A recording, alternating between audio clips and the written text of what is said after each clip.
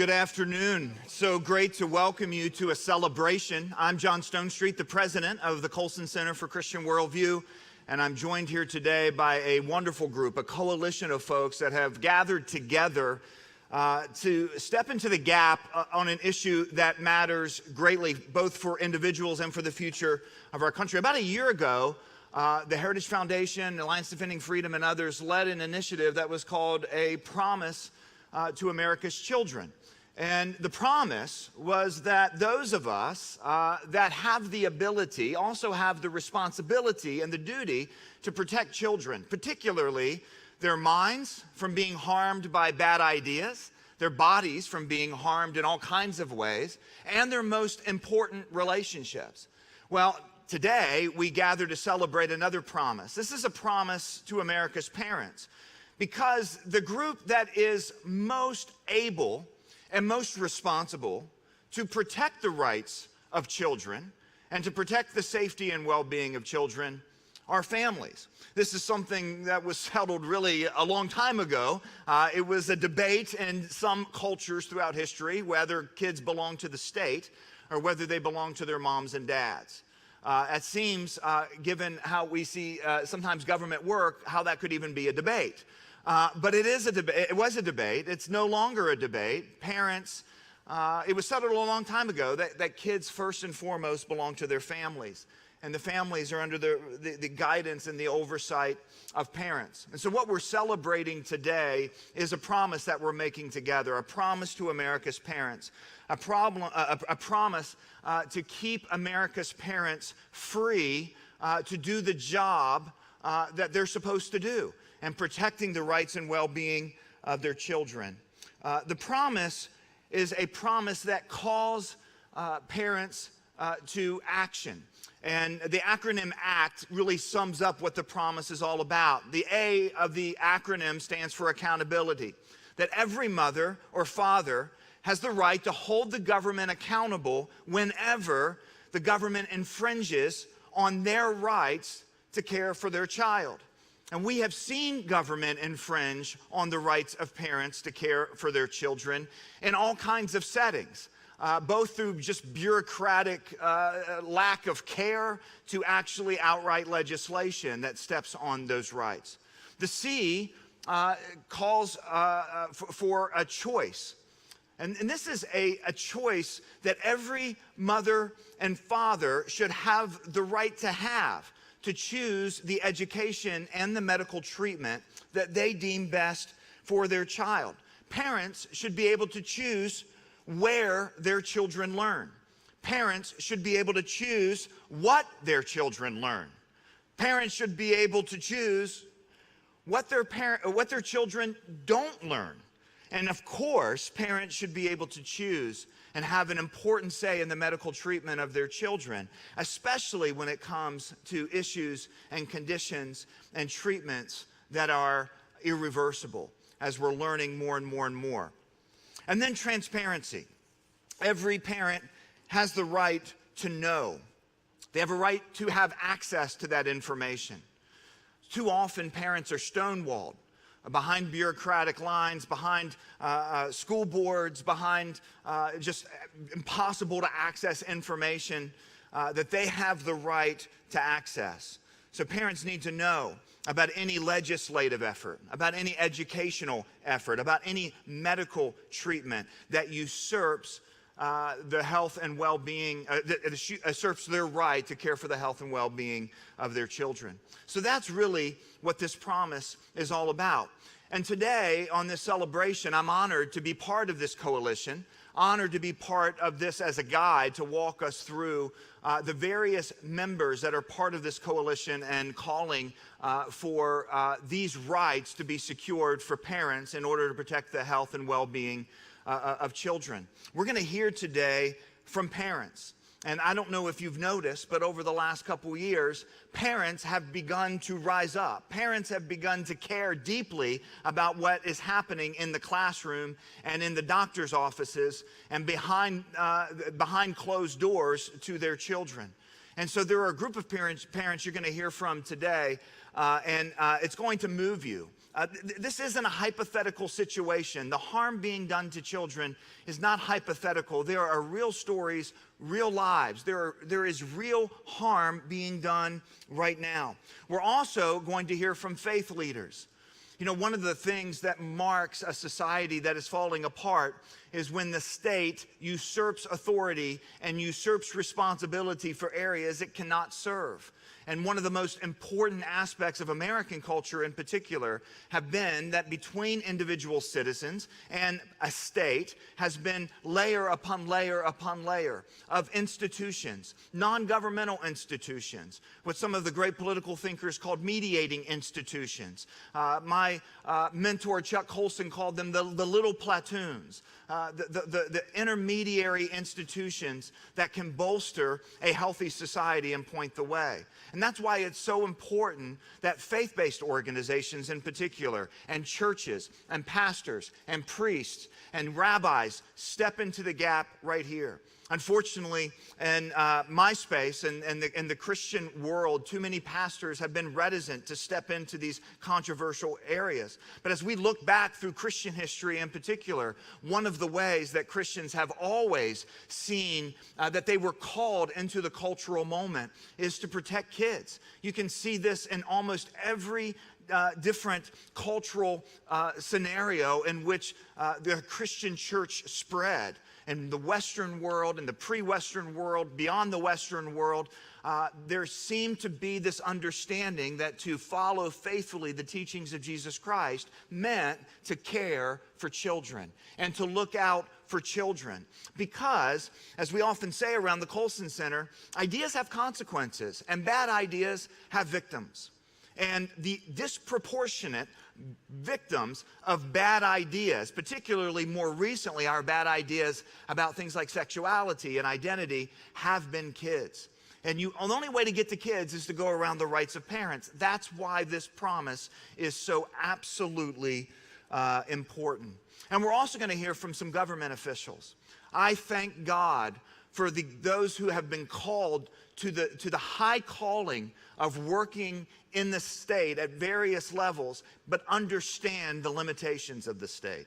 That the state's power, the state's authority, the state's opinion is not unlimited. It does not extend certainly beyond the rights of parents to bring up their children in the way that they see fit and to protect them from the forces that are so dangerous that are aiming at them today, especially as we're going to look at during our time together in the classroom and in the doctor's office. We have got to protect our children. We have got to stand for the rights of parents to protect children. I'm pleased now to welcome to the stage someone who for a long time has been at the forefront of fighting for the rights of parents.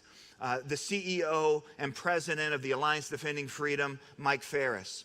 Mike first began to champion the rights of parents, their rights to homeschool as the founder and chairman of the board for the Homeschool Legal Defense Association, the HSLDA. There he won landmark victories for parental rights, free speech, religious freedom at courts at various levels, state level, the federal level, and even the U.S. Supreme Court. He lobbied successfully Congress for the passage of the Religious Freedom Restoration Act in 1993. He's also the founder of Patrick Henry College, where he continues to serve as chairman of the board and chancellor emeritus there at PHC. He's authored over 15 books. He and his wife, Vicki, have 10 children. And it just says here, many grandchildren, which if you have 10 children, that's how the math works. So Mike Farris, so pleased to have you here and welcome you to the stage.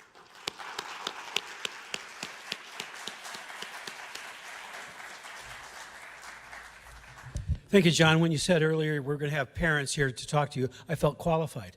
And by the way, the number, yesterday was the due day for our 29th grandchild. So she didn't have the baby yet, but you know, any day. Thank you for all coming. ADF is glad to welcome you to this event. We're thrilled to be a part of this coalition. The first name of Alliance Defending Freedom is Alliance, and we take that name very seriously. And so we are grateful for all of our partners in this endeavor. And we know that the tapestry that God is weaving has a lot of different threads, and that one group alone, two groups alone, three groups alone can't pull this off, nor can individuals. This is an alliance, a team effort, and this is something that we all need to stand together against some pretty powerful forces. And I just want to take a moment to kind of give you a brief historical perspective of the kind of forces that have led to the crisis that we have this moment, where basically the elites of today think that their philosophy should be the basis for kids to be raised, not the philosophy of their families. And so there are two incidents in particular in history that are noteworthy and stand out. One resulted in a decision by the Supreme Court of the United States, and the other resulted in a series of decisions by the international community, particularly the United Nations. And the first is in the 1920s in the state of Oregon. The groups that lobbied for the bill in Oregon that required all kids to go to the public schools of Oregon, the leading two groups were the Scottish Rite Masons and the Ku Klux Klan. And the Ku Klux Klan was the chief powerhouse behind this, and they pushed onto the ballot and got the people of Oregon to vote in favor of banning all private education under the theory that all kids should come into the public schools and be taught the philosophy that was then in vogue in the public schools of Oregon. America's liberals, John Dewey, the father of American public education in many respects, opposed what was going on in Oregon. Many others, the East Coast liberal newspapers, opposed what was going on in Oregon. And the case eventually went to the Supreme Court of the United States, where in the historic decision of Pierce versus Society of Sisters, the Supreme Court ruled that it was unconstitutional to usurp the decision-making authority of parents, because parents were endowed with the natural ability to make decisions for their children that precedes and supersedes the power of the states. And that philosophy has, I believe, is the bulk work of the framework that we use for parental rights yet today here in the United States. There was a second response, and that was the United Nations, where in the late 1940s, the Universal Declaration of Human Rights was propounded as I have an LLM in Public International Law, so I learned these fancy terminology for various international instruments. This is known as a YADA instrument. It means you ought to do this, you ought to do that, you ought to do the other thing. And so the Universal Declaration of Human Rights said that parental rights, the ability of parents to choose an education for their children, different from that of the state, was a universal human right.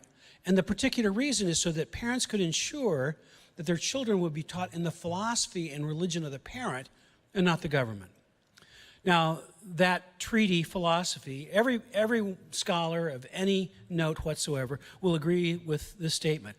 The Universal Declaration of Human Rights was written in response to what happened in Nazi Germany. So in totalitarian regimes, the indoctrination of children in the philosophy of the state is a noteworthy factor that really defines the difference between a free country and a tyrannical government. So the Universal Declaration of Human Rights was placed into binding treaty law, one of which treaties the U.S. has adopted, one we have not adopted. And those are the International Covenant on Civil and Political Rights and the International Covenant on Economic and Social Rights. Both treaties have a parents' rights and education provision. And both of them say effectively the same thing as the Universal Declaration of Human Rights is. Parents have the right to choose a different form of education. Why? So that the philosophy of the family is what controls, not the philosophy of the government. For that very reason, so that children would believe what the parents deem to be the best for the child, not what the government deems to be the best for the child. That's an incredibly important theme and a universal human right. Fast forward to today, and not just in what's going on in the public schools across the country, particularly here in Loudoun County, Virginia, and we kind of brought you to the belly of the beast. Not only is we're sitting half a mile from our office, but I've lived in this county since 1987, but all over the country, and parents have been awakened by many factors, not the least of which was being able to watch what was going on in their kids' classrooms through computer monitors during the COVID experience. That has done more good for the parental rights movement and for waking up parents than anybody could have imagined. It's perhaps the only silver lining in the whole episode of what happened in COVID. But we are seeing schools that believe that it's best for kids to be indoctrinated in the philosophy. And some have gone so far, Martha Albertson Finneman at Emory and other professors like Kimberly Urraco and Elizabeth, Kimberly's at Northwestern University Law School, Elizabeth Bartlett at Harvard, and others have taken a position that there should be philosophical controls placed on private education, not academic controls, which are problematic enough because they're so vague, but philosophical controls so they ensure that children are raised in the philosophies that they prefer rather than the philosophy their parents prefer. Finneman from Emory goes so far as to say all private education in America should be banned so that we can train children in the public schools in the philosophy that we think is appropriate. She's taking the exact same position as the Ku Klux Klan and the Scottish Rite Masons did in the 1920s without apparent shame and probably without apparent knowledge of that history. I would submit to you that what we're doing here in this conference, with this effort to create choice, to create transparency, to create accountability, is at the center of the protection of the legitimacy of the future of our nation. Not only is it good for the well-being of children, it's essential to freedom. And so I want to just thank you for being a part of this. I encourage you with what you're doing. The first case I argued in the Supreme Court of the United States, which was in the late 1980s, the Witters versus Department of Services for the Blind, was an educational choice case. And so I believe that the principle of choice is something that needs to be advanced, and that the best thing that we can do for the public schools is to give them so much competition that they have to straighten up and fly right. As long as they have the opportunity to dominate by their sheer size, the situation will be far more difficult than when we see a greater number. And the number of people that are abandoning the public schools is frankly an encouragement to me. In fact, I regret the fact that the public schools have to be abandoned because they're bad. I'd rather people choose alternatives because the alternatives are good, not because what they're leaving is bad. Because there's still a lot of kids left, and I want good things for all the children of our community. But nonetheless, education will improve for all kids if we have genuine accountability, genuine transparency, and genuine choice. So thank you for what you're doing, and I wish this coalition the very best. God bless.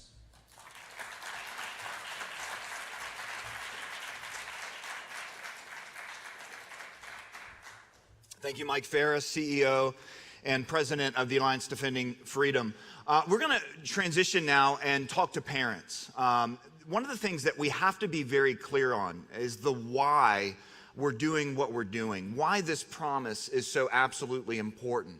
And as I said earlier, and I want to repeat again, it's because there are real harms being done to parental rights by the forces of the state and by medical professionals. Now, here's the thing. The research could not be more clear.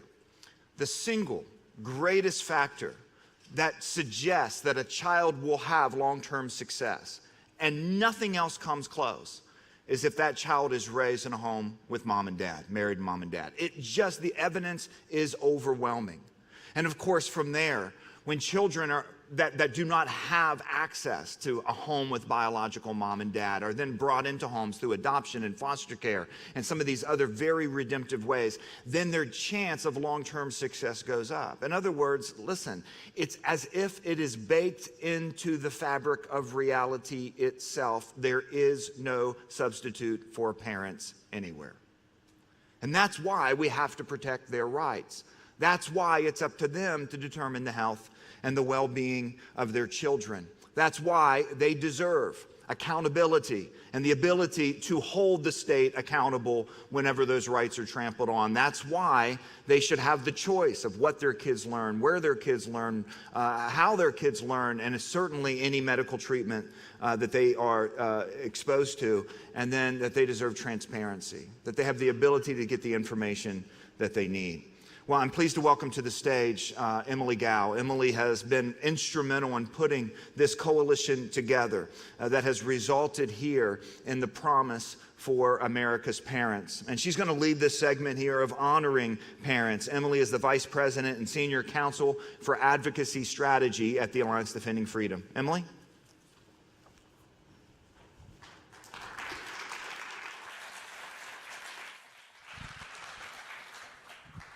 Thank you, John. I'm delighted to welcome to the stage Amy Covey from Lansing, Kansas. She is a mom, she is a school board member, and she is an ambassador for Empower Moms.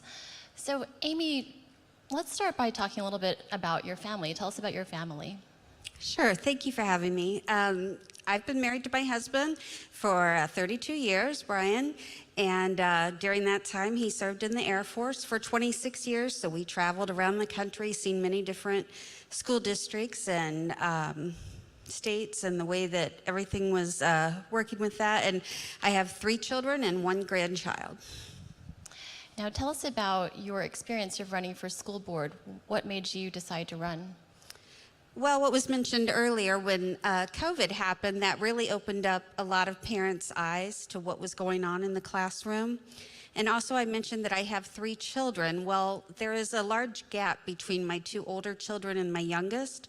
So the time that I have seen in schools has spanned over about 25 years. And in that time, it has shifted from an education to an indoctrination. And I've seen that in the last few years, it's grown, it's gotten even worse. And parents were not listened to. They were not listened to when they wanted their kids in school for learning. They were not listened to when they did not want their children forced to wear masks.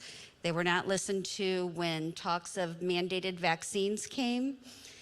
And now they are not being listened to when it comes to the fact that they do not want critical race theory in their classroom, and they do not want gender identity or pronouns and secrets kept from parents. So that's why I decided to run. And after I did, I was sworn into office in January, and I decided to submit a Parents' Bill of Rights myself, and we got that passed in Lansing. Actually, what happened first was our state legislature passed a Bill of Rights, but our governor, Kelly, vetoed that. We were short the majority to overturn that, and one of the reasons that was given by the left was that this should be handled on a local level, a local school board level. And in Kansas, we have home rule authority, so that was like a light bulb to me. Like, well, then we're just gonna do it. And that's what we did. We passed that 4-3. Terrific. So your school board policy enacts the 3 principles in the Promise to America of accountability, choice, and transparency. You also had some language in the policy that says parents have the right to expect teachers and administrators will not withhold inadvertently or purposefully important information about a child, including but not limited to information relating to their health, well-being, and education. Why did you think there was a need to put that language in? Well, shortly after I announced my candidacy, I started receiving emails and messages from teachers where they were verbally being told to keep secrets from parents, which is never okay. That is, obviously never okay. So I received those, but then later I received written confirmation of actually emails going out to staff directing them that parent conferences were coming up and to keep pronoun changes to themselves and to not allow parents to know that. And then I received complaints from parents that a certain teacher was handing out name tags and instructing the children to decide which pronoun they wanted to put on the name tag in middle school, and handing out stickers with their preferred pronouns in high school. So that was very important to add that. We needed to ensure that that was part of our parental rights. And Alliance Defending Freedom had worked on a case in Kansas, And that really helped bolster my argument. Having that proof from that teacher, and then the case that was settled where a teacher did not want to be compelled to use a different pronoun that she did not, her faith did not allow, she did not believe in that. And also it was decided because of FERPA, the parents already have the rights to know these things, and that was being usurped because they were using a system called Skyward where they would be able to see, the staff and the teachers would be able to see one record and the parents another, and that record would not show the change. And that's obviously not okay to ever keep secrets from parents, so that's why we added that. Yeah, that was a recent victory, the Rickard versus Geary County case in Kansas, where the teacher actually was very concerned about deceiving parents. And the federal district court said that it is improper, it is illegitimate for a school to actively try to frustrate the desire of parents to direct the health care of their child. So you faced some opposition. Tell us about that and what kept you going. Yeah, just a tad. We actually even had some teachers, and even the head of our teacher union displayed stickers during our board meeting when we voted to approve that had the circle with the line through it, say no to Parents' Bill of Rights. They opposed us on social media, but I knew that what I was doing was right. I knew that God was behind it. I knew that we were following what the parents wanted. And I also knew that I took an oath when I was sworn in to uphold the Constitution. And the parents have the right to determine the upbringing of their child, to direct their education, and that was being usurped by the policies that we had. So I just stood strong, and I prayed about it. I had fellow churches that were praying for it. I have someone that calls me every month before our school board meeting, asks what's to pray for, what she would like me to her to pray for, and I think that really helped us stay strong. Thank you. Do you have any advice for other parents and for pastors, faith leaders, and for lawmakers?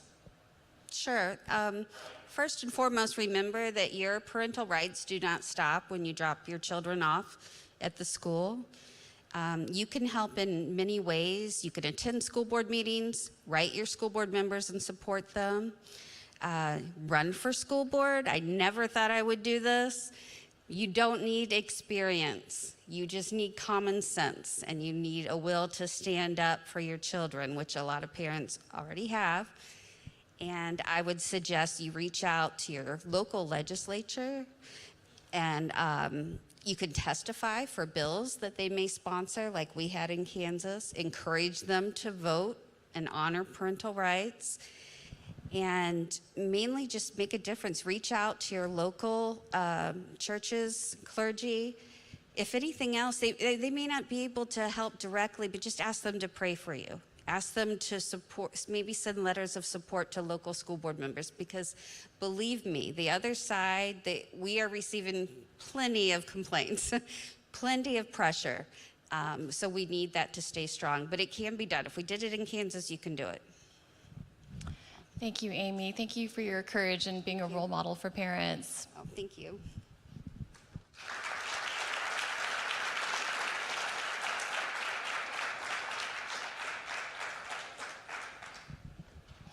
And now I'd like to introduce a video from our friend Jim Daly, who is one of America's great leaders and defenders of the family and a wonderful ally of Alliance Defending Freedom.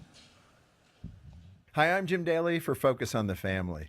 There's an old saying, the more things change, the more they remain the same. And when Focus on the Family began more than 46 years ago, our founder, Dr. James Dobson, recognized that families were in trouble. There were many government policies that were damaging and even hostile toward parents and their kids. For example, you may remember that there was a time when certain government leaders wanted to make homeschooling illegal. Thankfully, conservatives and the Christian community pushed back, and we won. Let me just say thank you, Michael Ferris, for stepping up and leading that.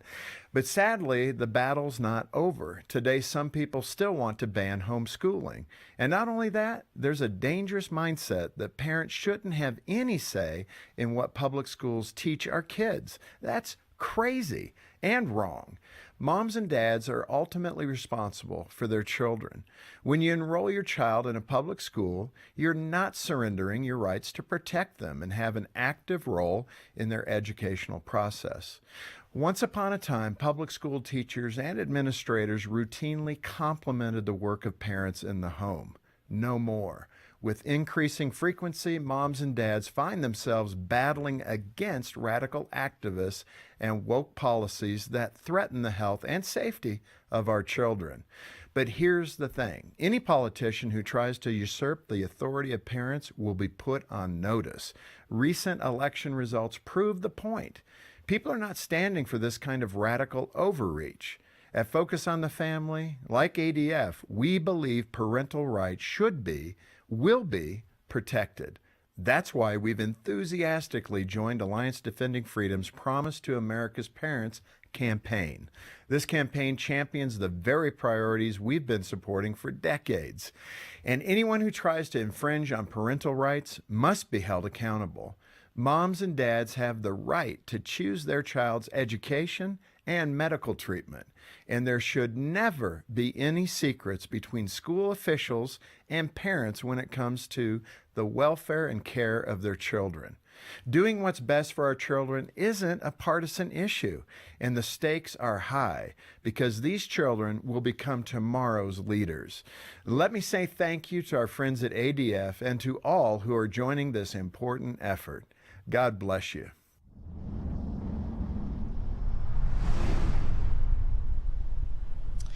And now I'm joined by Wendell Perez, a father and a client of Child and Parental Rights Campaign, and his attorney, Bernadette Broyles, who is the president and general counsel of Child and Parental Rights Campaign. So Wendell, thank you for joining us. Tell us about what happened to your daughter. Yes, well, earlier this year, we received a call from the elementary school. Our daughter attempted suicide by hanging in one of the school bathrooms.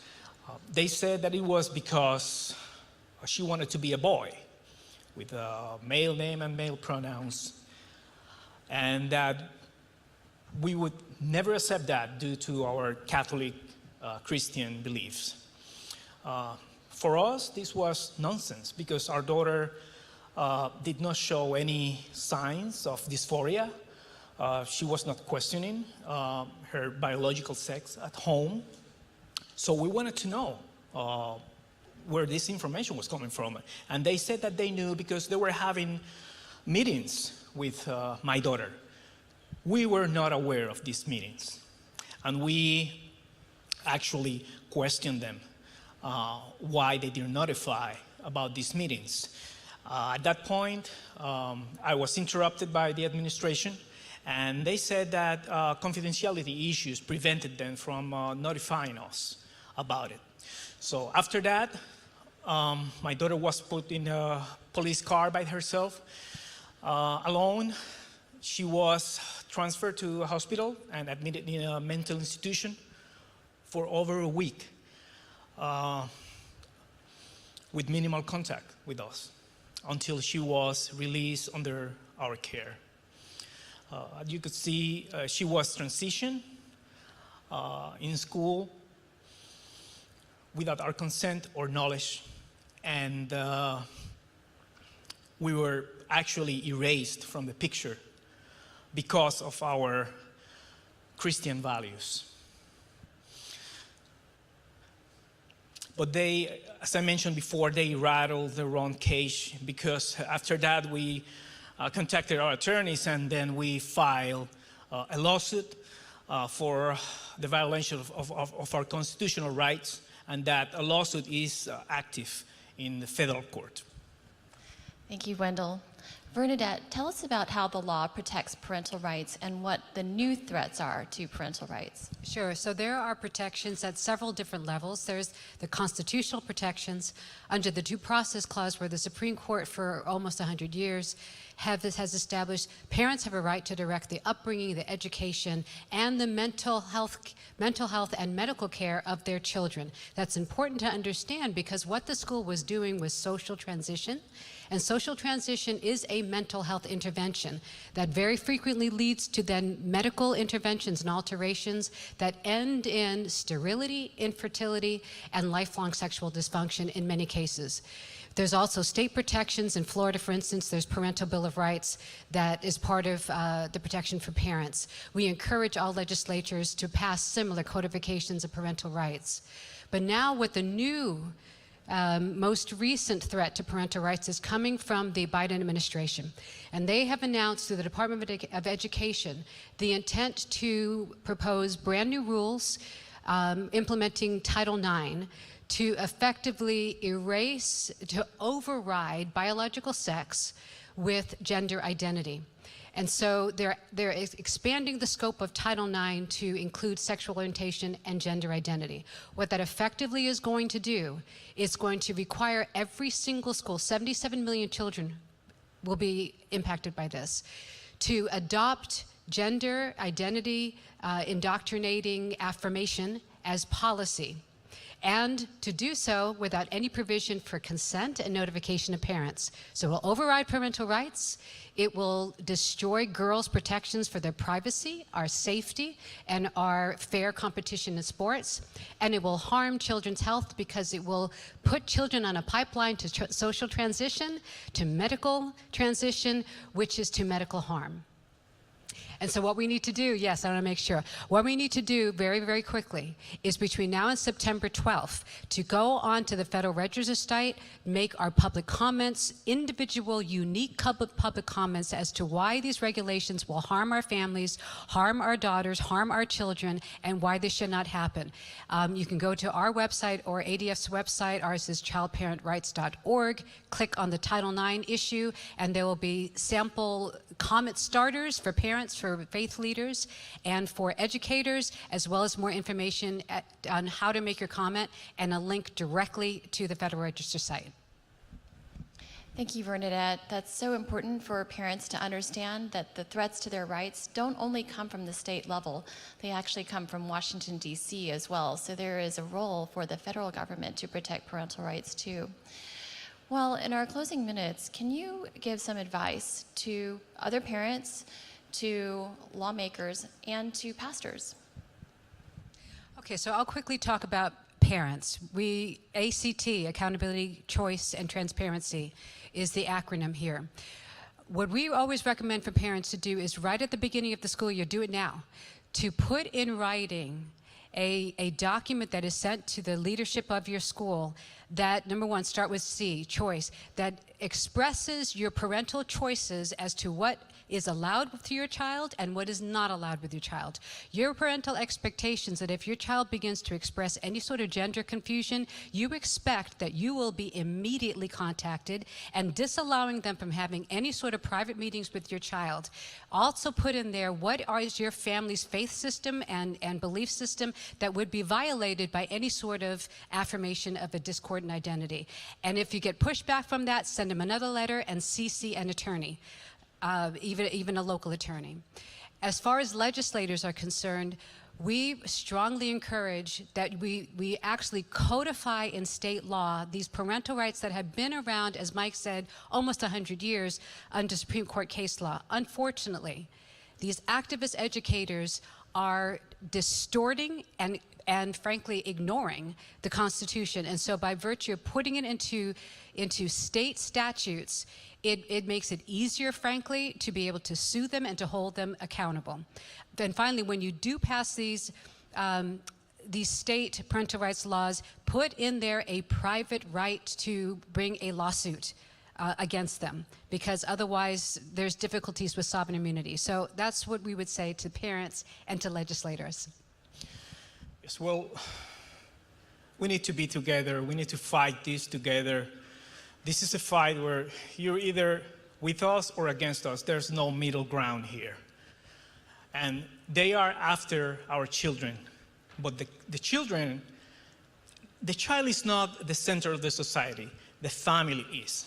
So an attack on a child is an attack on a family. And that's what they want. They want to destroy the family.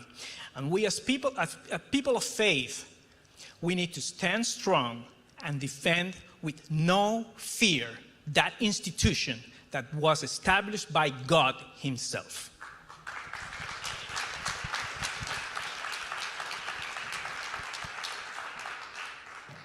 Thank you, Wendell, for standing strong, and thank you, Bernadette, for helping us to understand what the remedies are, what the solutions are, and the actions that all of us can take to help protect parental rights. Thank you.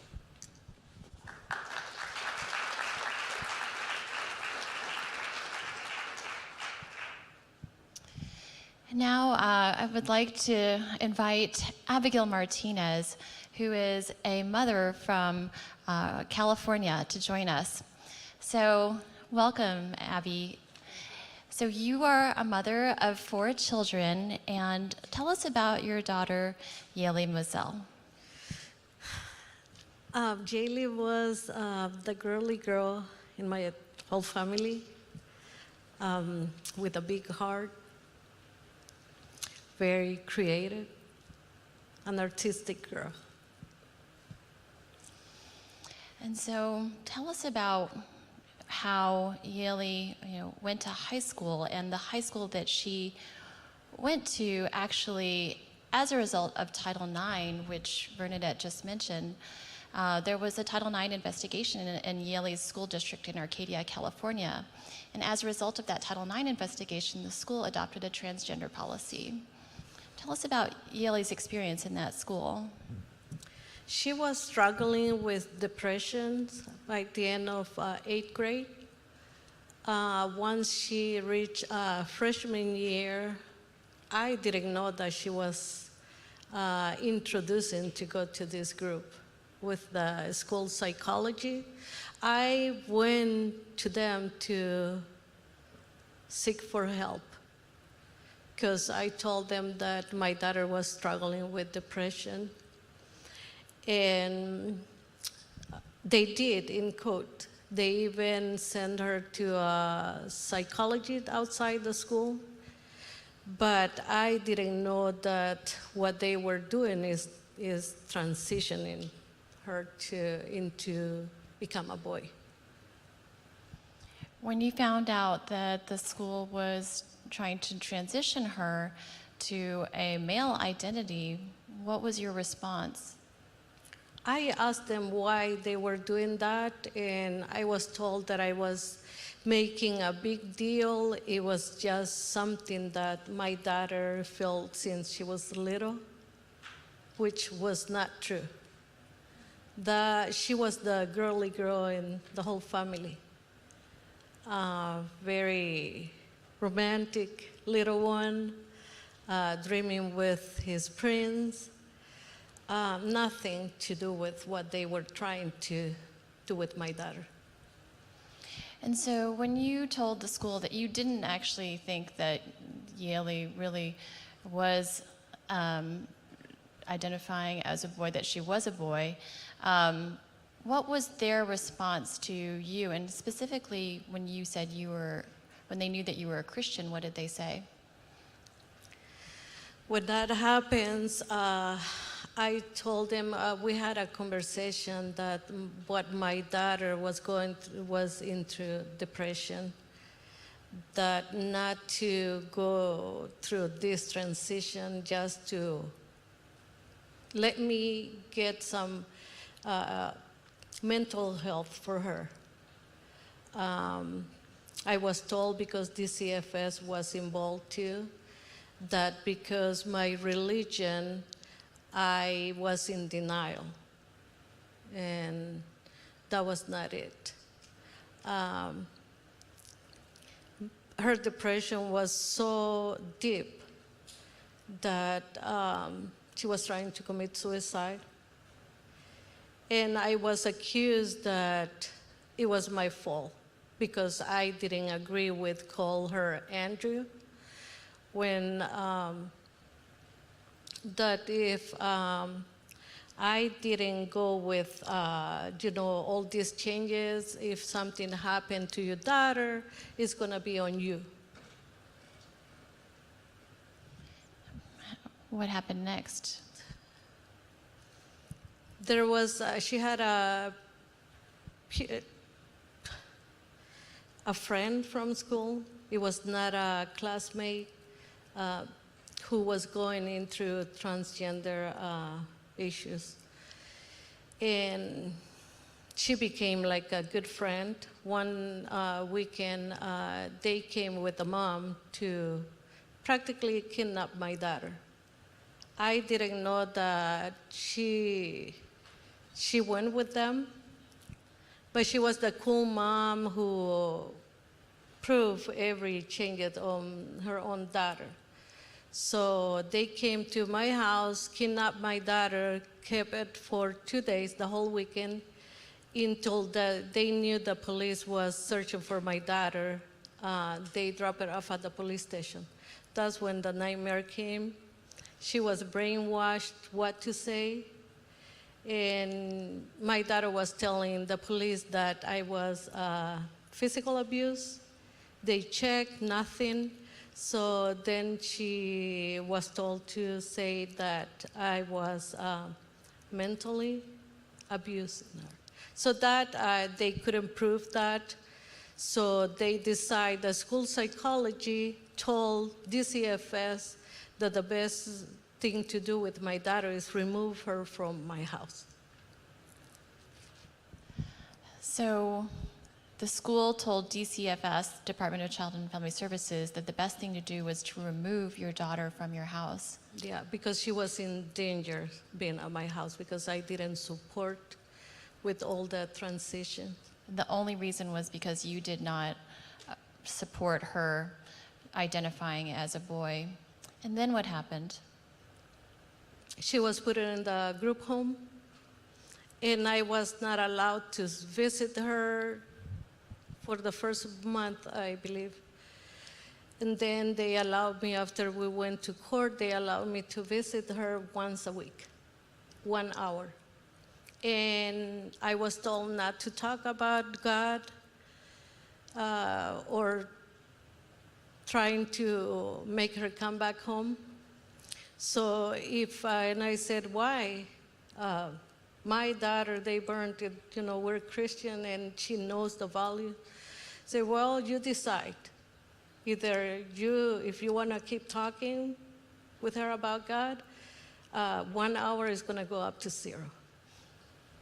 They told you if you kept talking about God with her, your 1 hour would go to 0. Yeah. Then what happened? She was there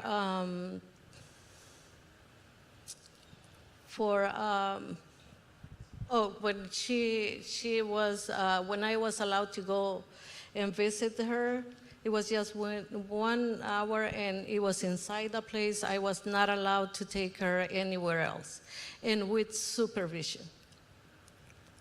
Someone have to, they were right there listening, and I couldn't tell her any verse of the Bible, but I tried. I didn't let them, I used to bring lunch, so I like to meet with her at lunchtime so I can bring snacks. So, but she knew, deep down she knew, and she always waited until she was looking at me. I was preparing, a little table. We used to have a little table like that. And she just looked at me and asked, are you going to pray? Yes. So, okay, and she bowed her head and prayed with me. How was Yeli doing when she was put into the group home? How was her mental health? Pretty bad. After she was removed, I know and I knew it, that she was going into depression, but everything started to change. She looked even more depressed. Before she used to, joke around, but it was pretty bad. They let her do whatever she wanted it to do. Ear piercing, even though she was a minor, they allow her, and she had a lot of freedom there. And tell us what happened when Yeli was in the group home. What happened next? She still, was trying to commit suicide, even though with them. because that was their point, that if they remove my daughter from my house, she's not gonna, try to commit suicide, because they thought that the problem was, me, the family, for not supporting, for not calling her Andrew instead of Yaley. We went meeting after meetings, and nothing changed them. They never was able to sit with me and ask, what do you think that your daughter, why is it that your daughter is still going to? I used to come to them and say, what's the problem here? My daughter's still trying to commit suicide, and you took it away from me because she's going to be better with you.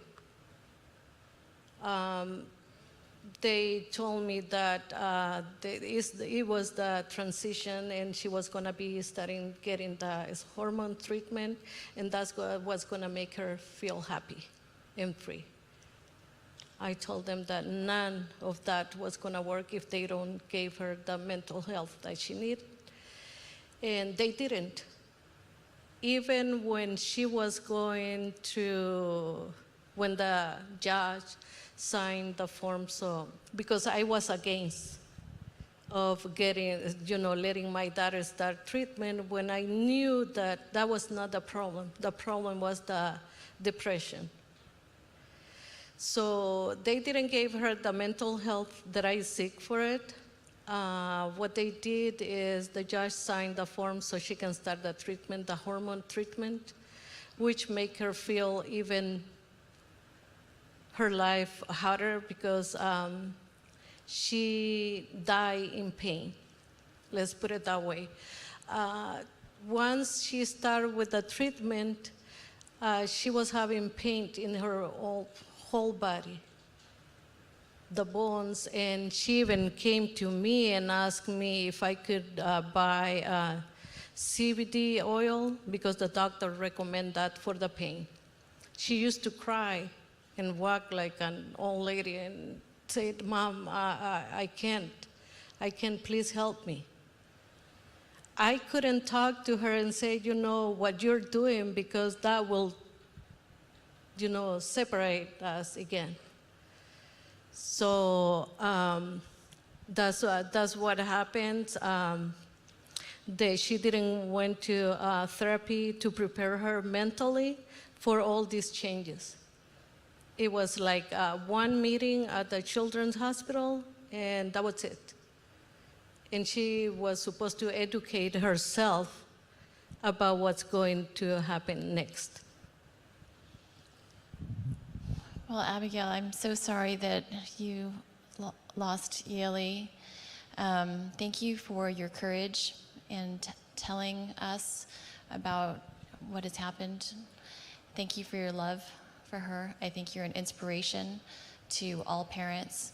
Is there anything you want to say to other parents or to religious leaders or to lawmakers? What do you want to say? Yes. To the parents, to get closer to their child, to, like I will always say, that the school is like the second home, and we have to keep an eye on them to see what's going on, get to know their friends, their teachers, and love them, support them. In my case, it was mentally ill that my daughter was going through, because it was pretty hard. So just to love and support your children. And for the church, yes, I like to talk to the pastors. I was alone. I seek for help, and nobody was able to be there for me. Sorry. They knew that my daughter was taken away. I'm sorry. And they didn't do anything, not even a visit. One visit will, change my daughter's thought to being there, because she used to ask for the youth leader. Does she know that I'm here? And I just, yes. Are they going to come and visit me? All those questions keep in my head. And I asked them, I gave them the address when they asked, and they never visit her. So, and I knew that she was very close to the leaders, but no. To the lawmaker, please help us defend our parental rights. I fight, and nobody was there to listen what happened. And please keep us as a parent helping to raise our children, to not to take away the right to raise our kids. Because my problem was that once they took it away from me, I couldn't do much. They tied your hands. I even asked if I can remove my daughter from the school that she was going to. They didn't allow me. So please, I ask you to help us and help others. I don't have my daughter anymore, but I know that my story can change many other kids and families. Thank you, Abby. Your story is already changing a lot of people and helping us see the truth about how we need to protect parental rights so parents can protect kids. Thank you. Thank you.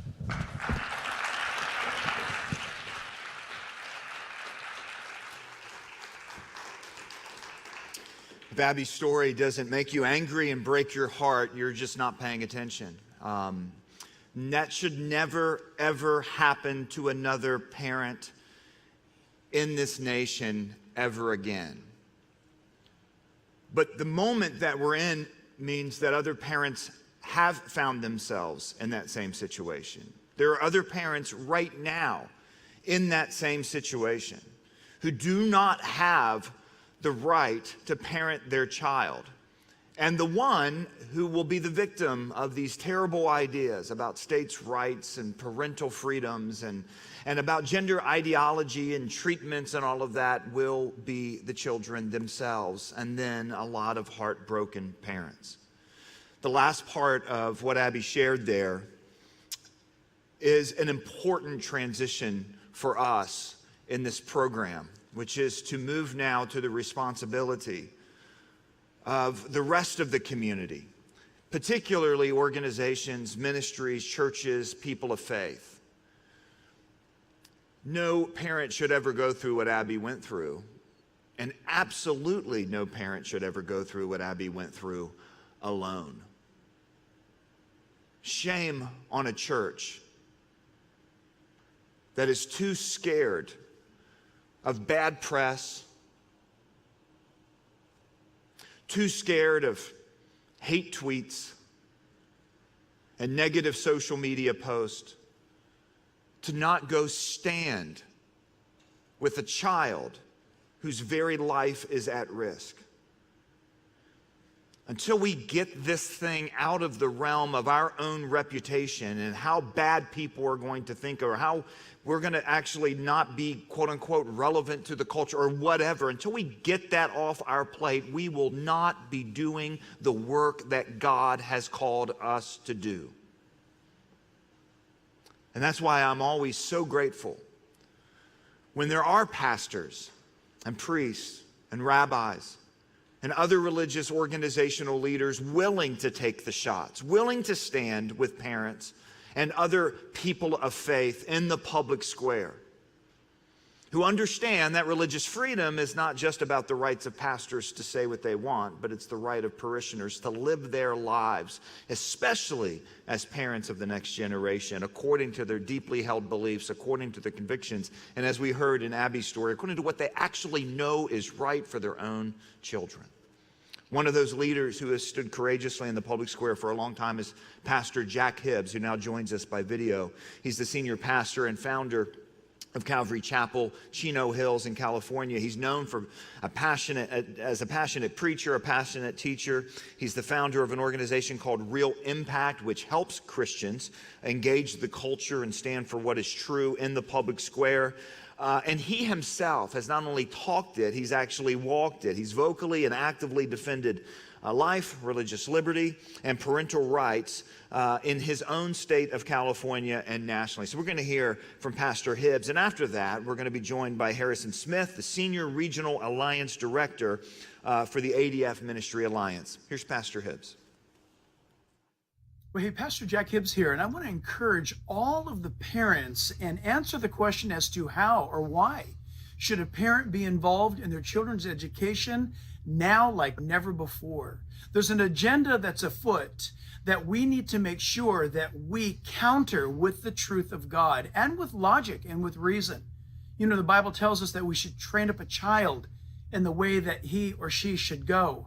And so parents more than ever need to know how to parent, get involved, and really, I'd like to put it this way, have all eyes on what their children are being exposed to. Mom and dad, grandma and grandpa, we've got to get involved and we've got to know what's being told to our kids. And the second thing is, this is the golden moment for the church, the pastor of any local church, to stand up and to equip the parents, the families, with a biblical worldview. A biblical worldview is what made America great. A biblical worldview is what God has already approved of. And a biblical worldview is what works. So listen, my friends, I know what I'm talking about is controversial. Truth is always controversial. But this is our moment. This is our hour. We all look around and see how dark and dangerous things are. But remember, the Lord has not abandoned us. Be encouraged. And for those of you who've never gotten involved before, now's the time. Let's unite around God's truth and let's use every opportunity that's available to us to do the right thing.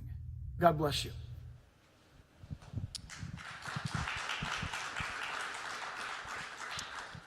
I have the distinct privilege of welcoming Rabbi Yaakov Menken, and we are so happy to have you here. He is the managing director for the Coalition for Jewish Values. So welcome. Thank you for joining us. Thank you for having me. Now, tell us about the Coalition for Jewish Values and why is this coalition so important? So the Coalition for Jewish Values came into existence to solve a problem in public policy. For decades, if not centuries, progressive Jews have been portraying their own personal views as if they were classical Jewish values or as if they represented Judaism and the Jewish people, especially in the wake of the Holocaust with the regrowth of traditional Judaism here in America. It's absolutely untrue. And today, the overwhelming majority of rabbis, by anyone's count, by any tally, the overwhelming majority of rabbis in America are educated in the traditional way and cleave to our traditional values. And so it was time that an organization be formed. And in just 5.5 years, we've spread across the country. We now have over 2,000 rabbis affiliated with our organization, and we really do represent the consensus.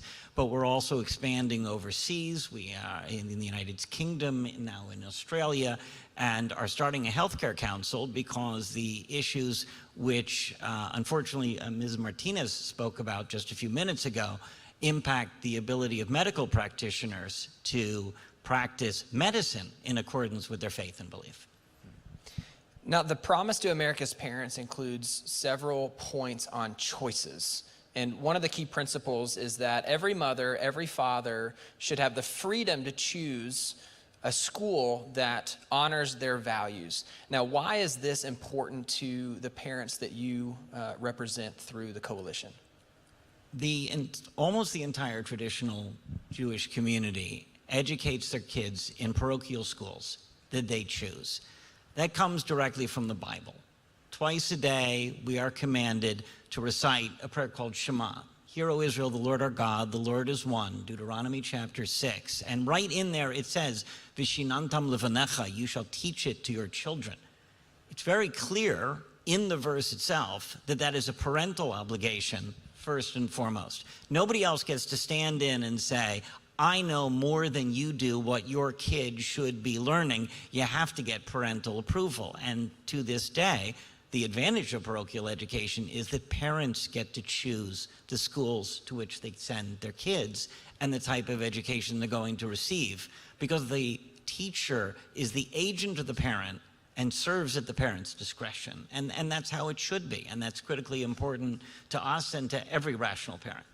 So how is what's going on in the school system with everything we've been talking about, how is that impacting your community as far as your ability to teach according to your values? Well, here's where it gets really interesting, because as much as we're talking about the indoctrination that's going on in the public schools, which is certainly not going on in private parochial education, the government is now trying to interfere in private parochial education. Look at New York State, where the public education is kind of in a shambles. It was in a shambles before COVID, especially in New York City. And after COVID is just, it may never recover, or it's going to take years. And they've decided right now, on the instigation of certain malcontents who left our community and who want to turn around and damage parental choices, they actually want to interfere in private education and tell those private schools what they should or should not be teaching. When by any measure, something Washington, Jefferson, and Martin Luther King all shared in common, they all said that true education builds character. It's not just reading, writing, and arithmetic, although it should start with those things, but it should educate a child to become a productive adult. And if you look at the yeshiva system versus New York's public schools, the New York officials should really be coming to the yeshivas to say, how can we do it better? Instead, they're trying to come into the yeshivas as if it's the yeshivas which need improving. So the long arm of government, it's not just telling parents in public schools that, oh, we know better than you do. They're actually saying to parents in private and parochial schools that we, the government officials, know what's better for your child. That would have pretty devastating impacts on your community, would it not? For the government to be able to come in and think they have the ability to educate better than you. Well, we're Jews. We have 3,000 years of experience with governments telling us we're doing it wrong.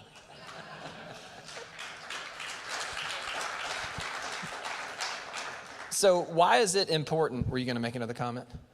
Well, if it comes down to it, I mean, the biggest and foremost rabbinical seminary in all of Europe, when Tsarist Russia tried to interfere with the education program, they picked up and moved.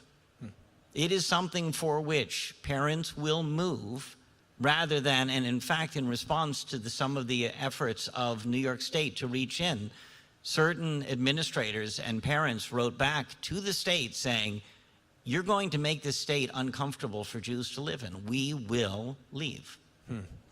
So why is it important that America be a country where, regardless of your faith background, parents are able to raise their kids according to those religious beliefs? And then why is it that school choice is such an essential part to that? Well, if you want to be able to bring up your kids, I mean, I personally have 6 children. I have 3 grandchildren. Get back to me in 15 years, Mr. Farris. And you were saying that in your community, 6 is actually kind of a low number. That's, there was a joke that if we ever had a Orthodox airline, it would be, every 10th kid flies free. The ability of parents to choose the path of their children is a fundamental. Like I said, it's baked into the Bible itself. It tells us exactly what has to be. And if that creates, I mean, America was always about being a country that welcomes the downtrodden from other places. It doesn't persecute. It doesn't engage in persecution. Telling parents that we know how to educate your children better than you do takes control of the future, takes control of their future, and takes it away from you. And that is indeed the path to oppression. In fact, there was a certain politician who got herself into a lot of hot water for quoting Hitler, unfortunately, very aptly, because he knew the same thing the Bible said. He said, if you control the youth, you control the future. And she said that to warn us about the dangers of indoctrination. And people said she admires Hitler. I mean, this was crazy. You know, welcome to the world of modern politics. In the reality, she was pointing to a very clear danger when schools and school administrators think they know better than parents, and government thinks it knows better than parents how children should be educated. That's good. And I like that you mentioned it's not just the public school system, but they're trying to encroach more. And so religious education, homeschooling, private education is more important now than ever, especially given our culture is trying to educate through every other channel, whether that's TikTok, Instagram, Netflix, right? So it's such an important institution to be able to have the freedom to continue to educate as you see fit. Well, thank you for all that you're doing. Thank you for your work with the Coalition. Thank you for being a part of this celebration. Your work is much appreciated, Rabbi. Thank you for having me. Thank you.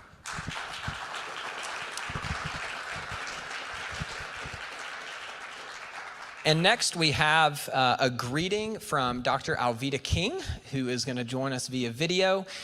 She is a courageous defender of life, school choice, and the family.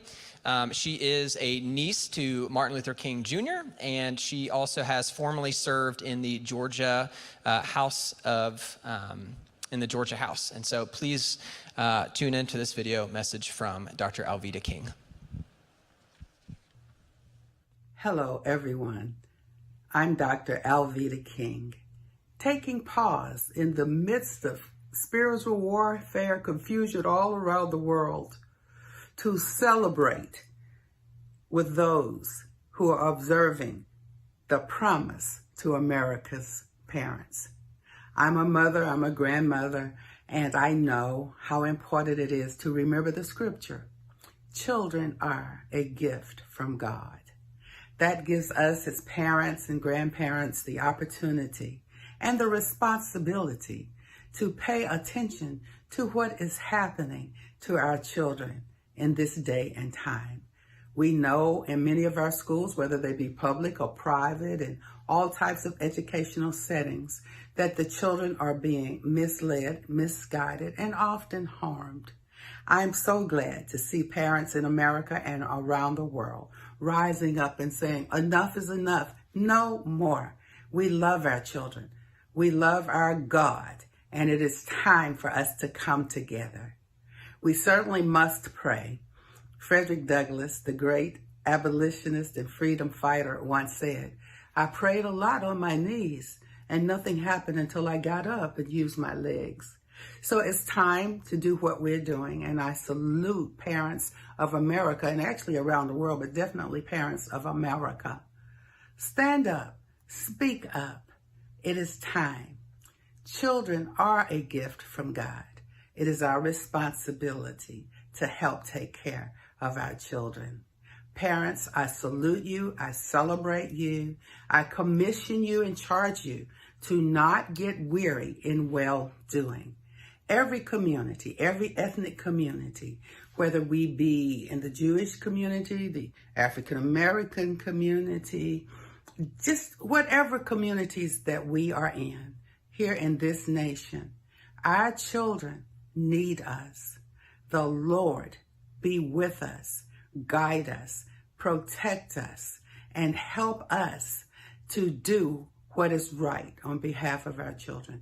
Parents, grandparents, great-grandparents, aunts, uncles, whoever you are, wherever you are, if you hear the sound of our voice as God hears our prayers, it is time to celebrate our parents, to keep promises to America's parents that God has not forgotten us or our children. God bless you. God bless you. God bless you. Well, thank you, Dr. King. I think it's so important for us to remember that the promise to America's parents is not just a promise to them, it's also a call to them to step up and to be the kind of parents that God has created and called them to be. And the Promise to America's Parents website has so many wonderful resources, not just calling people to that work, not just telling stories of parents who have taken up the cause for their kids and also been the victim of government overreach, but an awful lot of resources of just coaching on how to do it. The Promise to America's Parents is not just a promise on behalf of ministry leaders like Dr. King and Rabbi to actually step into the gap here and support these parents. It's a call to other religious leaders. And the Promise to America's Parents is not just a document that condemns the state and state overreach. We're very, very grateful for those state officials who understand that their responsibility is to protect the space that has been given to parents to oversee the upbringing of their kids. There are a lot of state officials that are not working against us, but working with us to protect children, to protect their hearts, to protect their minds, to protect their bodies, to protect their fundamental relationships, to help parents guide and oversee their upbringing. This is an absolutely crucial thing. This is an absolutely crucial part of this alliance. This is an absolutely crucial part of this coalition, that we work with those state officials that are standing on the right side of truth and goodness and the family here. And so to lead this part of our conversation, after honoring parents, honoring religious leaders, now we're going to honor government and state officials and talk about the role that they can have. So I'm pleased to welcome to the stage the Senior Counsel and State Government Relations Director from Alliance Defending Freedom, Matt Sharp.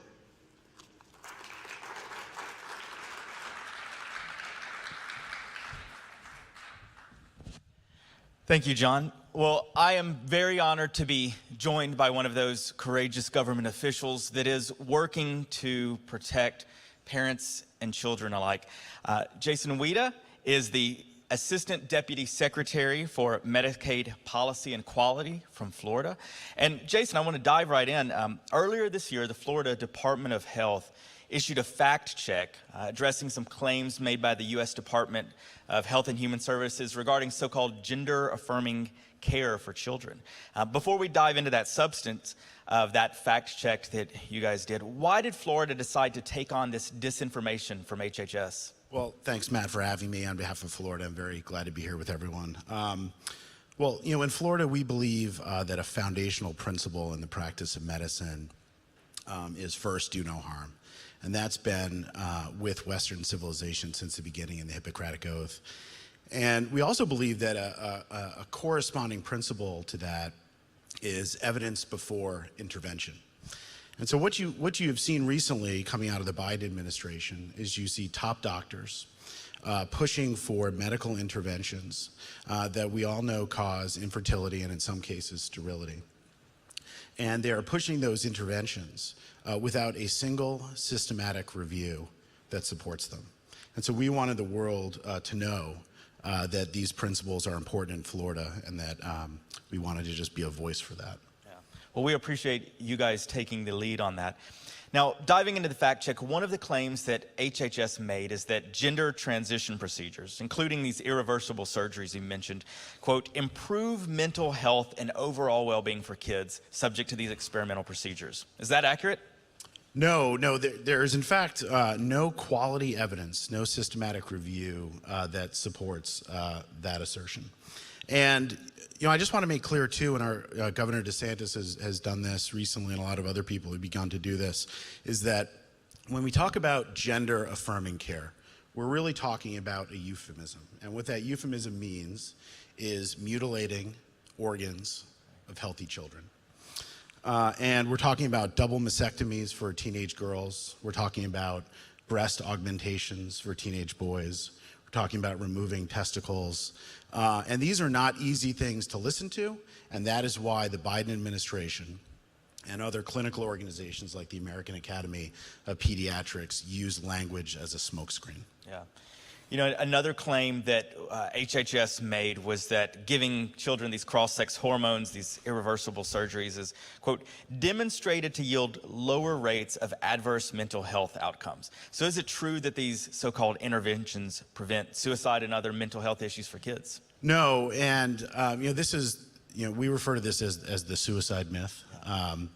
There is no quality evidence, no systematic review that shows that refusing these gender-affirming treatments can have an effect of reducing suicide.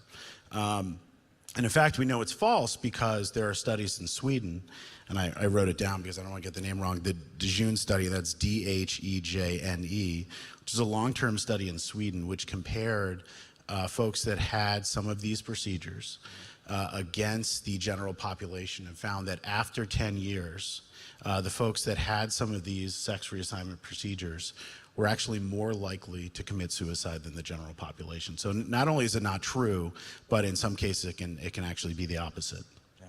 Yeah, I hear you repeatedly use that phrase, no quality statistics, no quality data, things like that.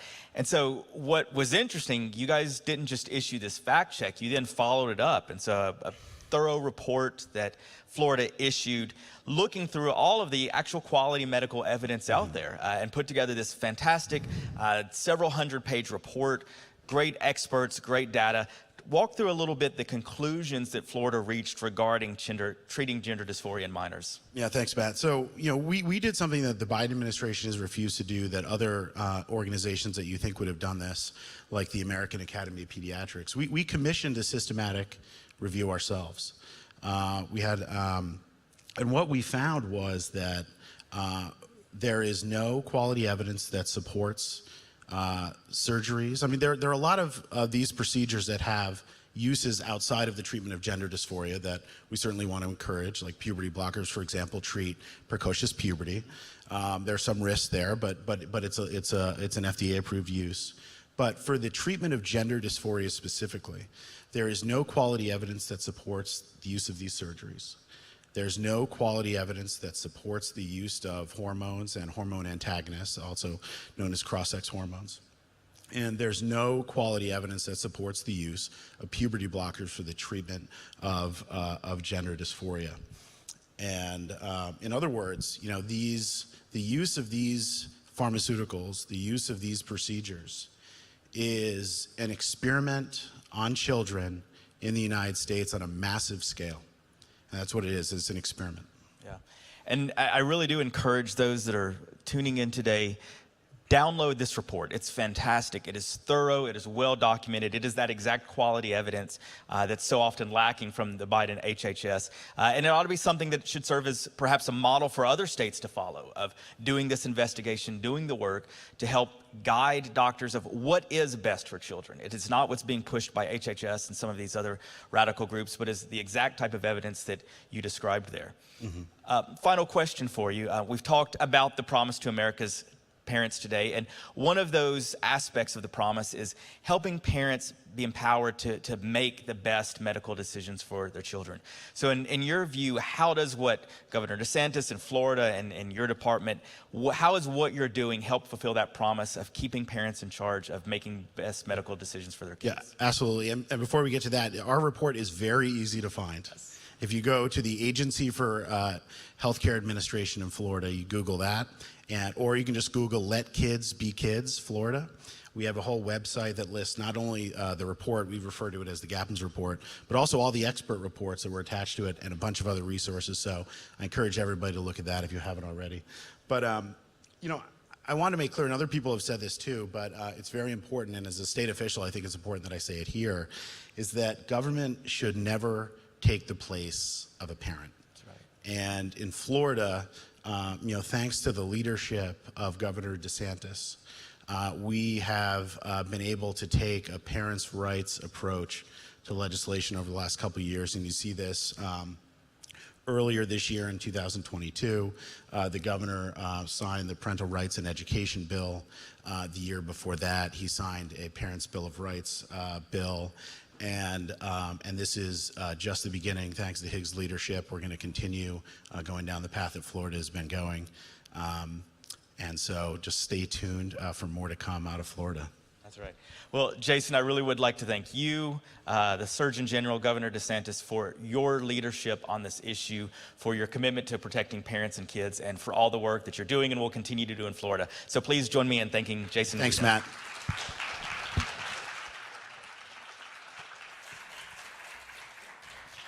Next, I'd like to invite up some additional courageous lawmaker and policy group that has been working to expand parental rights in Arizona. So I'm joined here by Representative Steve Kaiser from the state of Arizona, along with Bethany Miller, who is the Legislative Counsel with the Center for Arizona Policy. Thank you both for joining me. So we just heard some of the great stuff happening in Florida, but I want to turn to Arizona, and I'll start with you, Representative Kaiser. In my opinion, I think Arizona has the best parental rights laws in the country. And I'm sorry, could you say that again? That's right, I will repeat. Arizona has, in my opinion, the best parental rights laws in the country. And a lot of that is due to your leadership on this issue. Just this last year, you were sponsor of a very strong parental rights bill, again, rounding out these rights in Arizona, and something I have shared with many other lawmakers, policy groups as a model for them to follow. So before we get into the details of that bill, what inspired you to take up this cause and to help solidify Arizona's leadership in this issue? Yeah, thank you for that. And before I get started, I just wanted to reach out to the parents that were up here earlier. I really appreciate hearing your stories. I know that was hard for you to share those stories, but I want you to know that they're in my heart now, and I'm going to take them back to Arizona. They're going to be with me on the campaign trail this November because I'm running against an extremely far left school board president, gender identity champion, all this stuff. And then if I'm fortunate enough to get through that election, I will be taking you with me to the state Senate. And I'm actually thinking about switching from requesting commerce chair to education chair to just fight for this even stronger. So thank you for sharing your stories for the parents that are out there. But what inspired me about this bill and getting involved in parents' rights, I have 3 boys, 13, 10, and 8, and we go to a public charter school, traditional type school in Arizona. And I've always been involved in the school. I was on the parent advisory council before that. But I have experienced, even at a great school, I've experienced the pat on the head, we got this, because my youngest son, when he was in kindergarten, got in a lot of trouble. And so we were in the teachers' conference all the time, and we tried to explain what was going on, and they didn't want to listen to us. They said, we've been teaching kids X number of years, and they just dismissed everything we said, and I'll never forget that feeling. I'll never forget the feeling when all the teachers walked out on students in 2018. That was before I was elected, but I'll never forget that and how kids get used as proxies and pawns. And so when you're down at the Capitol, you realize very quickly, I'm only in my 2nd year, but I realized very quickly that there is no one there fighting for parents. There are lots of people there fighting for teachers and school systems and status quo, but you will see that there's no one fighting for parents down there. And so that's why it feels so good to be a voice for parents when they feel powerless and create coalitions of parents. And then the Center for Arizona Policy is just amazing to work with.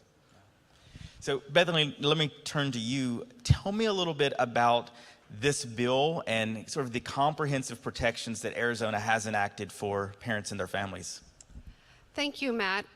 Arizona actually has a decades-old parental Bill of Rights that has both specific and then general philosophical statements of parental rights that are fantastic.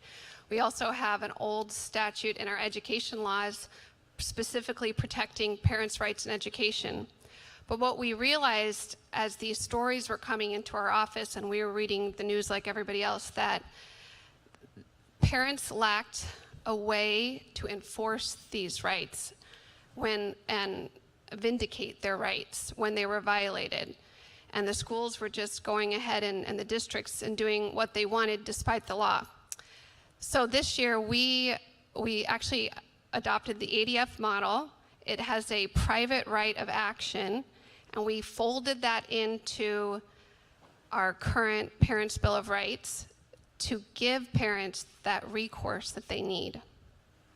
Yeah, and I know it's something we've talked about a lot, is when we say that parental rights is a fundamental right, that it is the right of the highest order, like free speech, like religion, just like if the government censors your speech, you get a legal remedy, so too should it be for parental rights. And so we really appreciate Arizona rounding it out and making sure that parents do have that legal remedy.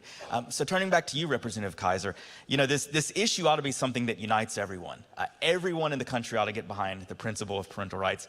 And yet, time and time again, we do see opposition. And I know you all faced some in Arizona.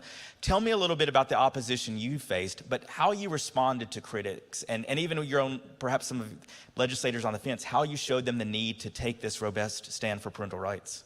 Yeah, thank you. It's important to know kind of what the Arizona legislative makeup looks like as well to start the conversation. So we are, in the House, we had a 1-seat Republican majority, so 31-29. And in the Senate, we had a 2-seat Republican majority, 16-14. And so the stakes were very high. There's no room for error. And shockingly, no Democrats would support this bill. I know you're surprised.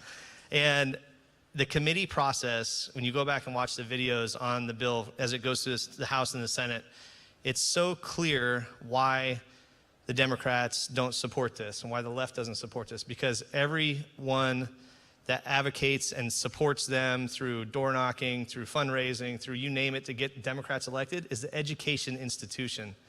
The education associations and all these powerful education groups, it's amazing how powerful they are. I was looking back on this bill. We did 11 proposed amendments, 6 adopted amendments just to get this thing through. And one thing for me, I don't like to lose and I don't like to quit. And so I wasn't about to let this bill die because because it wasn't perfect. It wasn't the way it started off. I'm willing to negotiate. We moved, had to work with Republicans to make changes. And those Republicans are not in the legislature anymore. A lot of the Republicans that gave us a hard time that were soft on this issue got booted just recently in our August 2nd primary. So that's a huge win for parents right there in Arizona, coming into a much stronger legislative session next year. But you have to be willing to do amendments to it. You have to be willing to constantly try to influence and negotiate behind the scenes with softer members that aren't there yet. Yeah, you know, I really think that's a great model. So Bethany, you had mentioned earlier that your parental rights bill actually is 10 years old, but it was a process of building it, strengthening it, adding these additional protections to round it out. And again, I think that's something that lawmakers in other states ought to take inspiration from. I think there's around 15 states that have something similar, a Parents' Bill of Rights, but to look to what you did, Representative, to build that out, to fill in those details. Bethany, turning back to you, we've heard from parents today. One of the things I know you've described is the important role that Arizona parents had in getting this across the finish line and them speaking out. Tell me what role they played, but also how you were able to motivate and encourage these parents to engage in the process. Yeah, we at our office had heard from a lot of parents, and then over the last couple years, there have been countless parent groups that have cropped up. So we didn't really need to inspire them. They inspired us. And from a strategic standpoint, as we got near House committee and then Senate committee, it was a matter of kind of going through all the many powerful stories we had and parents who were willing to come and whittling it down so that we could best make our argument. And they really did. Representative Kaiser and I were talking about this. They are the way we were able to pass the bill, those stories. And if I could just jump in really quick, just for everyone that would take this to their state, the number one thing the Democrats kept pushing back on was, this isn't really happening. What's an example? And this isn't really happening, da, da, da.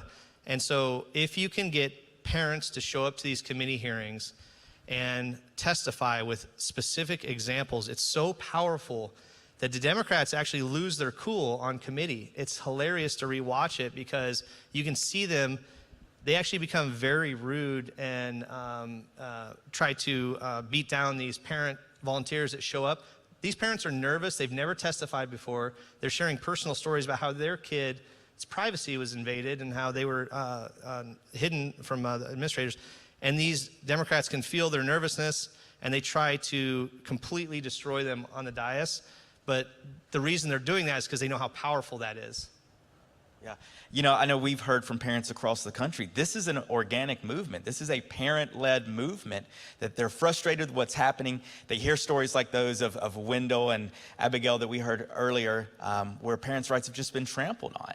And so I think it's very powerful that these legislators are having to listen to those parents and to hear the real harms that are happening to all of them. So final question is, again, talking about the Promise to America's Parents. How do you see this legislation and your championship of parental rights fit into this promise that we're making to parents across the country? And Representative.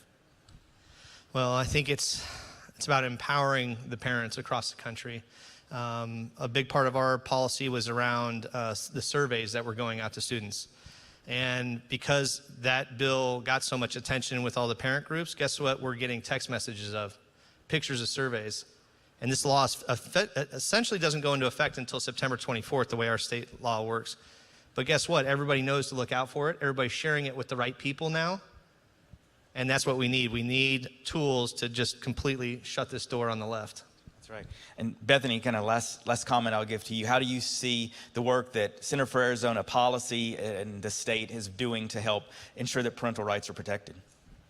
Well, we're gonna keep on keeping on. I mean, there's so much more we can do and that we look forward to doing. And we just pray that we have the legislature and the sponsors and the parents continue to help us get that done.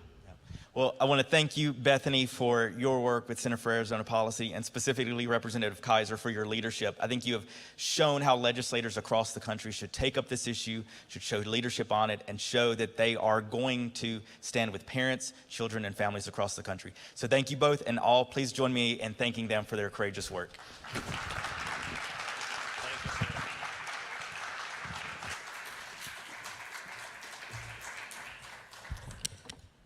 Thank you so much. Well, thank you all for joining us. I'm Jay Richards. I'm the director of the DeVos Center at the Heritage Foundation, which is a conservative think tank here in the Washington, D.C. area. And it's my pleasure and my privilege to represent the Heritage Foundation, especially as one of the key partners in developing the Promise to America's Parents.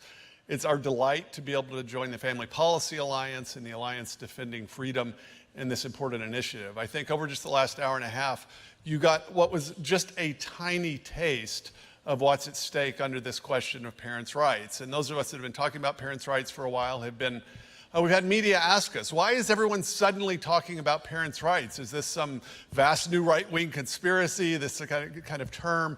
The first thing I say is, well, no, actually parents' rights is a fundamental pre-political right.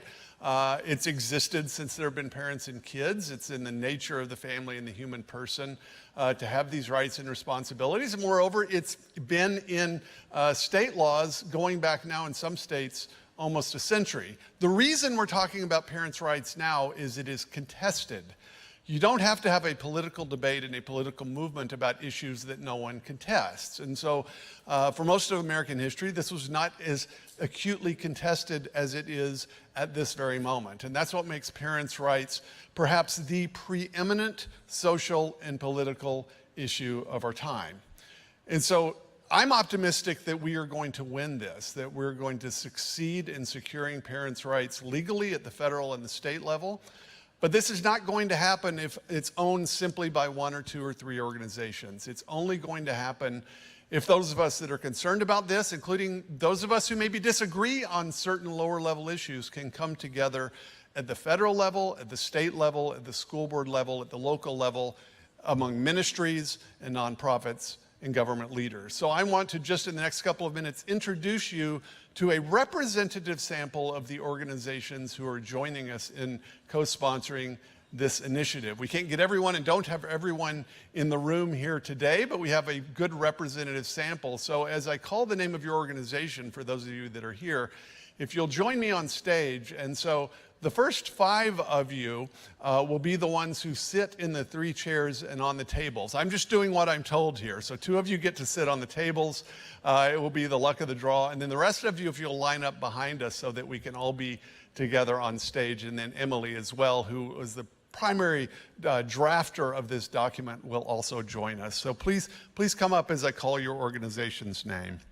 The California Family Council, the Center for Arizona Policy, the Child and Parent Rights Campaign, the Coalition for Jewish Values, Empower Moms, the Family Foundation of Virginia, Freedom Works, Frontline Policy, the Independent Women's Forum, the Minnesota Family Council, My Faith Votes,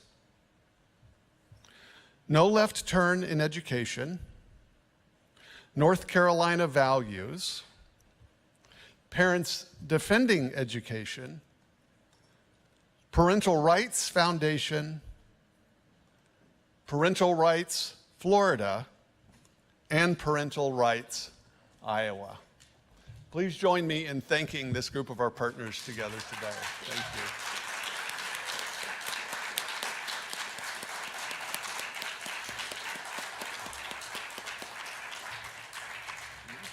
Thank you all. Well, thank you. This has been an incredible event. We've heard from parents who are standing up. We've heard from community leaders, faith leaders who are standing up, and we've heard from lawmakers who are standing up. And we invite those of you who are watching online to visit the promisetoamericasparents.org to learn more about how to protect accountability, government accountability, choice, and transparency so that parents can be the ones to direct the upbringing, the education, and their care of their children. On behalf of Alliance Defending Freedom, we are so grateful to every member of this coalition and those who are not here today for joining, because Alliance is the first word in our name. We know that there's only so much we can do as an individual organization, but as a coalition, we can accomplish so much more. So we're very grateful to each of the members. And now I would like to invite Reverend Jim Supp, who is the senior teaching pastor at Reston Bible Church, to close us in prayer.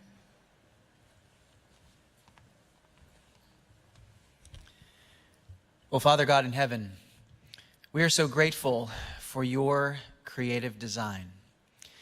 God, you created each of us. You created the family to be the bedrock of all of culture. And Father, we face great challenges and threats to the basic foundational rights that come from you. Lord, we're grateful for each one of these organizations that have come together to partner, to fight for the values, God, that are founded in you. Father, we pray, Lord God, that we would indeed, as Matthew 5 commands us, to be salt and light. Father, that we would impact the world around us.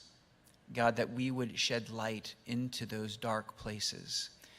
God, that we would rescue families in pain and in struggle through the challenges that we face today because of a culture that has moved so significantly away from the core values that we are founded on, based in your commands. So, Father, we give this effort to you.